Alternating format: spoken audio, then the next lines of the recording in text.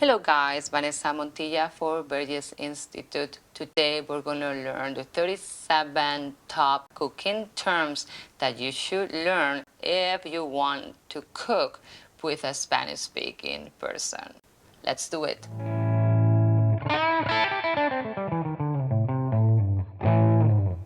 Like I said, today we're going to learn about cooking, all the vocabulary that you should use if you ever find yourself in a kitchen with a Spanish-speaking person. Let's start from the beginning. The frying pan, la sartén. The small pot, el cazo. The large pot, la olla. The grill, la parrilla. Flat top grill, la plancha. The oven, el horno. The grease, grados. The knife, el cuchillo. The paring knife, la puntilla. The pillar, el pelador. The board, la tabla. The mortar, el mortero. The apron, el delantal. The spátula, la espátula. The bowl, el bol.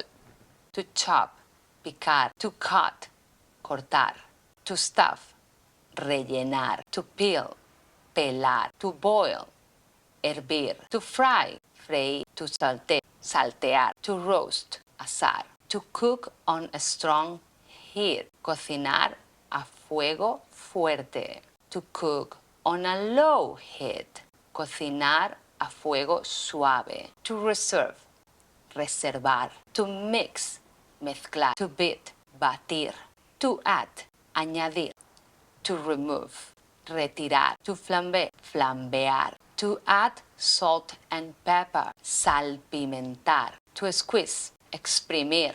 To grate, rallar. To mash, machacar. To serve, servir. That was all for today, guys. I hope that you can memorize this vocabulary and use it while you are cooking. Remember that repeating to yourself the actions that you are actually doing in Spanish is a good way to improve your Spanish. Remember, you want to take classes with us, check the link in the description, and I will be here next week with more lessons.